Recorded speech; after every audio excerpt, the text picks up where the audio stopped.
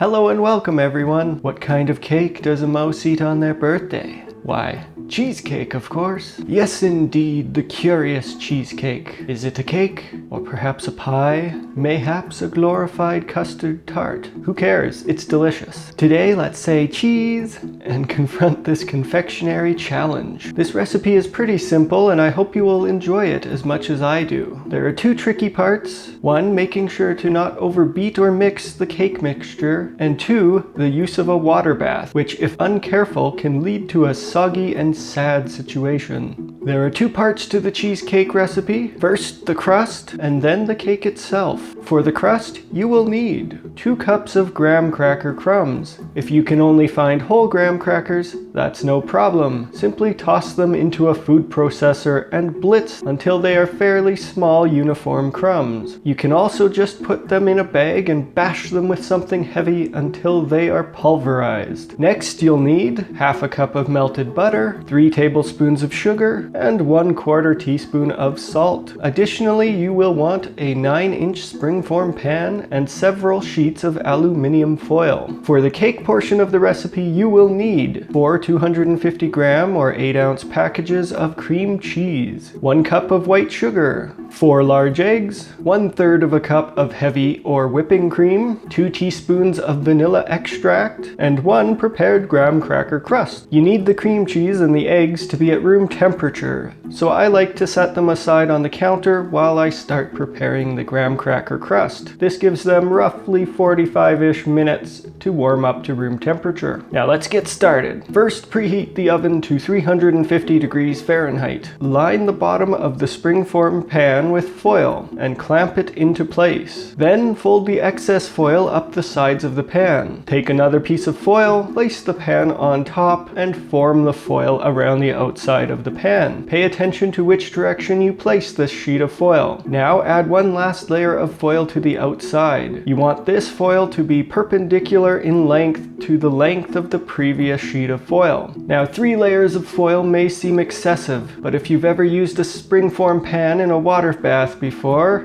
and had it leak, you'll know that it's well worth the time and the redundancy in the end. Now to be sure our cake doesn't stick, it's a good idea to spray the sides and the bottom of the prepared pan with cooking spray. Even if you're using a non-stick pan, this will make the crust release much easier in the end. Add your graham cracker crumbs to a mixing bowl. Then add the sugar and the salt and mix them all together. Now add your melted butter and stir. Make sure that all of the dry crumbs are coated with melted butter. I find it helpful to double check by rubbing the mixture between my hands. This also breaks up any large clumps. Now we are going to scoop the mixture into our pan, making sure that we have lots around the edges so that we can form the crust up the sides of the pan. I like to smooth out the crumbs to a fairly even thickness in the center with the bottom of a flat measuring cup, and then I press it firmly to compact it. For the sides, I start by using my fingers to pull the crust up the sides and lightly compact it. Then, using the measuring cup again, I finish the compaction and make sure there are no gaps where the sides meet the base. Now we bake the crust for 10 minutes in the preheated oven. Finally, we set it aside to cool. It must be completely cooled before we fill it with the cake. I let it sit for about 20 to 30 minutes at least before starting to make the cake itself. Now while you're waiting for the crust to cool, this is a great time to bash the like button, hit subscribe, and ring the bell so that you get notified of future treats and eats. If you turned your oven off after the crust was done cooking, we're going to need to preheat it once more to 350 degrees. It's also a good idea to bring a kettle of water to a boil for the water bath later. You can prepare the cake either in a stand mixer or a hand mixer or with a spoon and whisk. I will be using a hand mixer since it's easiest to clean up. Break up your blocks of cream cheese into small chunks and then beat them together until they are smooth and there are no big chunks left. Then add in the sugar and beat it together for 2 minutes. Scrape down the sides of the bowl and slowly beat in the eggs one at a time. Carefully beat in each egg until it just disappears. It's important not to overbeat the mixture at this point, as too much air will make the cheesecake crack. Make sure to scrape down the bowl occasionally as well, such as after every second egg. Once the final egg is beaten in and the bowl is scraped, add in your vanilla and mix in the heavy cream. Do your best not to mix for more than 30 seconds here. Pour your cake mixture into the cooled crust. Now place a pan that is larger than your Springform pan in the oven. I'm using a disposable aluminium roasting pan for this, but any large vessel would work. Pour some boiling water into your vessel, roughly enough to reach 1/3 or 1/2 of the way up the side of your Springform pan. For my pan, this takes 1 kettle or roughly 1.7 liters. Gently place your cake into the water bath, and it's recommended to lay a piece of foil loosely over the top. Because I'm filming the bake, I will have to leave mine uncovered, so mine ends up browning a little bit on top rather than staying a nice cheesecake color. Finally, bake the cheesecake until the edges are set and the middle has a bit of a jiggle still left. This takes around 55 to 65 minutes, but can be more or less due to oven variance and altitude.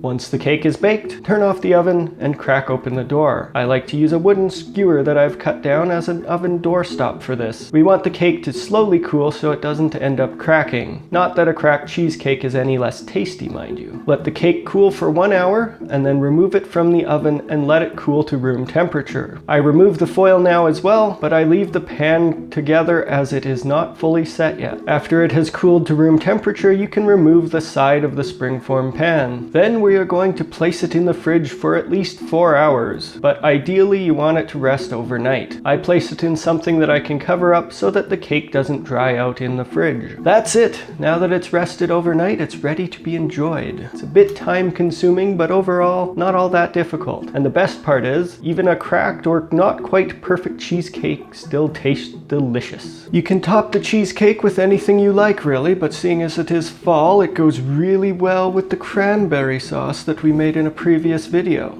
So be sure to check that video out. If you have any suggestions or ideas for future episodes, be sure to leave them in the comments section down below. Thank you for watching. I will see you in the next video.